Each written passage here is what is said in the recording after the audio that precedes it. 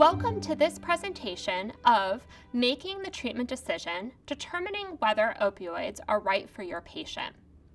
My name is Dr. Justine Samanas, Clinical Director of the Physician Assistant Program at Marywood University, and also a PA working in inpatient psychiatry for over 10 years. I am happy to be able to present this information, which is a vital part of preventing prescription opioid misuse. Our goal is to empower future providers like yourself through education, which includes determining whether opioids are right for your patient. In this presentation, we will review some key issues to consider when deciding how to treat your patient's pain. The role of the prescriber, cognitive bias in medicine, the CDC guidelines for prescribing opioids, risks to consider before prescribing opioids, pearls for acute pain opioid prescribing, and complementary and alternative treatments.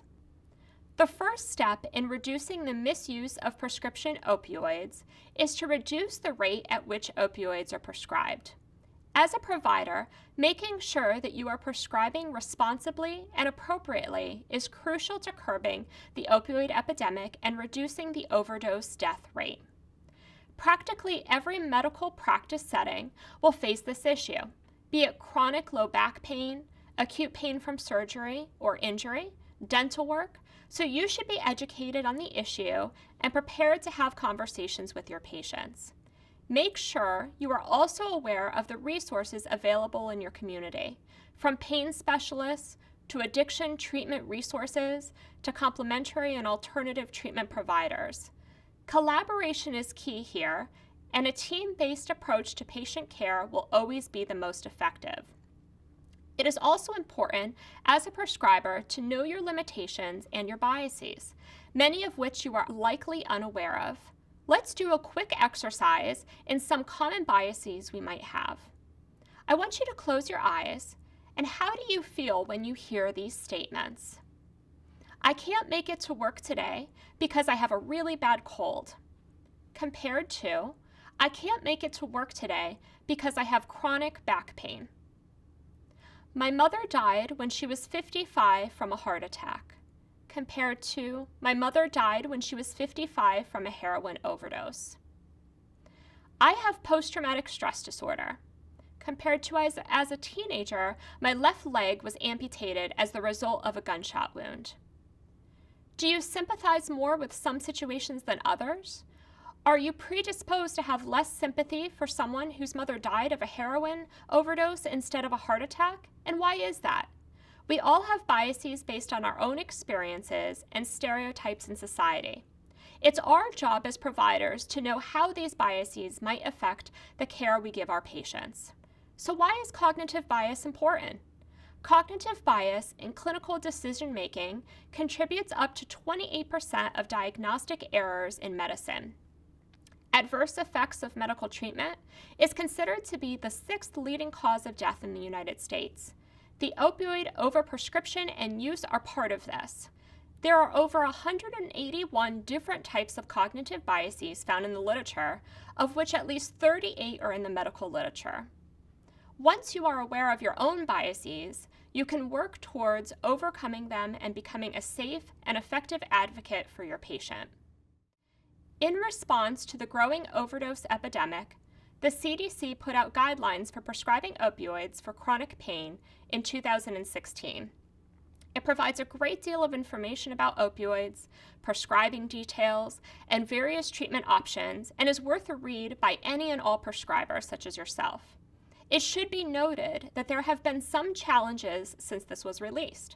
Some providers took this guidance to unintended levels and stopped prescribing entirely, or maybe decreased patient pain medication too rapidly.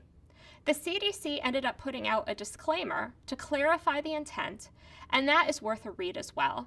We're not advocating for the complete elimination of opioid treatment for pain, just that all providers and future providers to respect the serious nature of these drugs and prescribe responsibly. One of the most important things to remember is that opioids are not a first-line therapy for pain, especially chronic pain.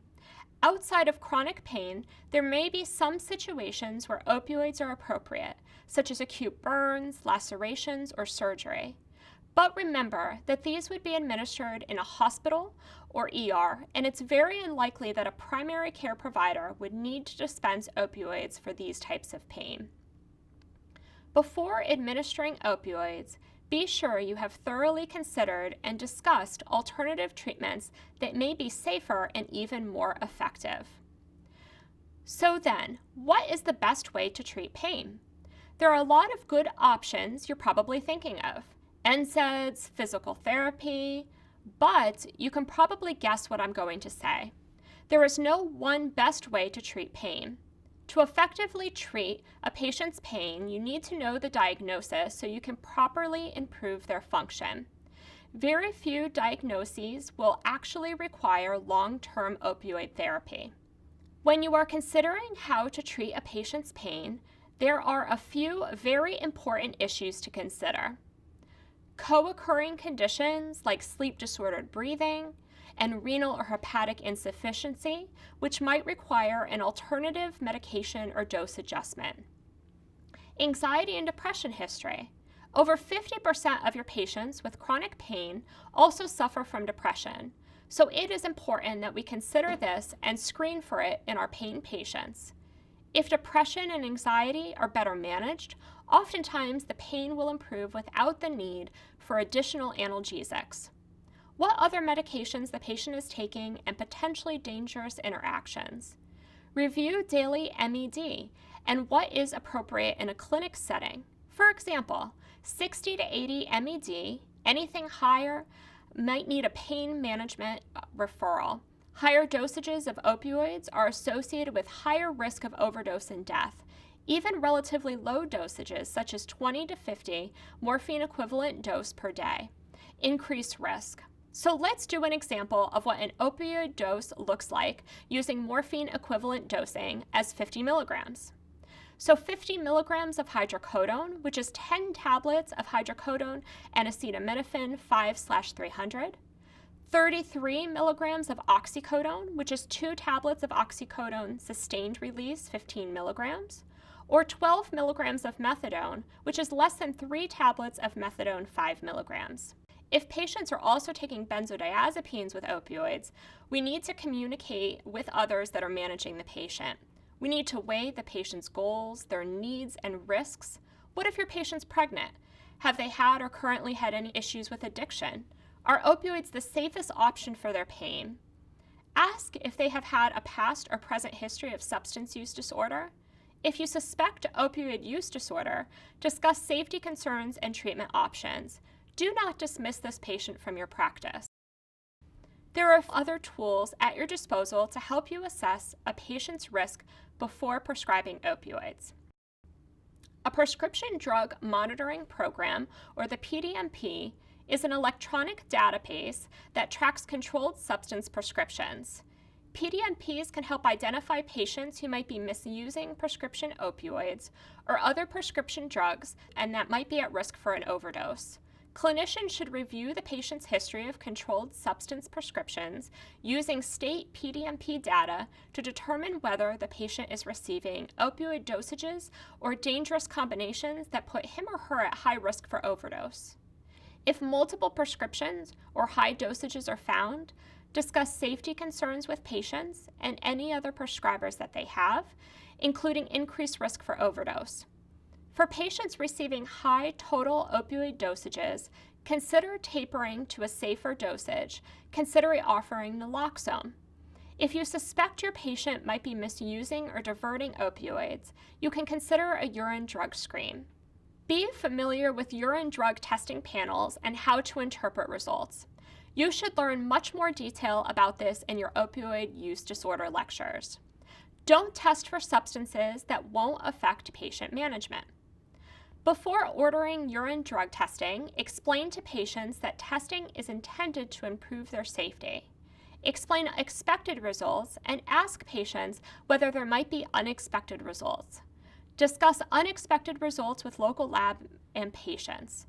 Verify unexpected, unexplained results using a specific test. Do not dismiss the patient from your care. Use this as an opportunity to provide potentially life-saving information and interventions. If you do end up deciding to prescribe, here are some guidelines to keep in mind. Prescribe the lowest effective dose. Often less than 3 days and rarely more than 7 days is needed. Do not prescribe additional opioids just in case. Reassess improvement as a measure of function. Reevaluate patients with severe acute pain that continues longer than expected and adjust management accordingly. Do not prescribe ER or LA opioids for acute pain management treatment. Talk to your patients about ways to manage pain that do not involve prescription opioids. Some of these options may actually work better and have fewer risks and side effects. Depending on the type of pain you are experiencing, options may include over-the-counter products such as Tylenol or Advil. Make sure that you discuss with patients how to use these appropriately. They also can be used in combination with other alternative treatments. Corticosteroids can be used for specific types of pain, especially rheumatologic conditions like rheumatoid arthritis. SSRIs and SNRIs, remember that 50% of our pain patients have depression, so an SNRI such as duloxetine can aid in pain management. Neurostimulators or anticonvulsant medications such as gabapentin have been used to treat all types of pain like diabetic and postherpetic neuralgia.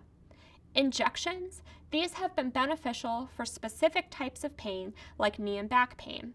Physical therapy, massage, chiropractic care, acupuncture, and exercise are all appropriate alternative options for patients. You need to address patient education and make sure if you're prescribing an exercise regimen for your patient that it is specific and would be beneficial rather than go and run a half-hour daily. Cognitive behavioral therapy can help patients with chronic pain gain better coping skills to manage their pain. Meditation and mindfulness can help patients focus on a positive mindset that it can improve the healing process. Medical marijuana. While many states have been legalizing marijuana for medicinal or recreational use, there is still a lack of research-based evidence to show clear health benefits. Recently, though, the FDA has approved 3 cannabinoids as drugs for use in treating certain types of seizures, nausea and vomiting from chemotherapy, and loss of appetite for AIDS patients. More research is being done, but there isn't anything that shows an impact on pain. Furthermore, the relationship between opioid overdose, death rates, and the legalization of marijuana also remains unclear. Remember also that many of these may not be accessible for your patient. Part of what makes opioids so attractive is that they are often covered by insurance, unlike physical therapy or acupuncture. Make sure that you discuss any barriers with your patient and find a way to make a treatment plan that is realistic for them. I want to leave you with a reminder that our goal as providers is to help our patients have the best quality of life possible. At the end of a person's life, they likely won't reminisce about how many days they sat on the couch pain-free or on opioids, but rather on the things that they were still able to do, like walk to the mailbox, pick up a grandchild, cook an egg. Getting rid of their pain may feel like a success at first, but keep the focus on their function and overall lifestyle when designing their treatments. Thank you for your commitment to preventing prescription opioid misuse.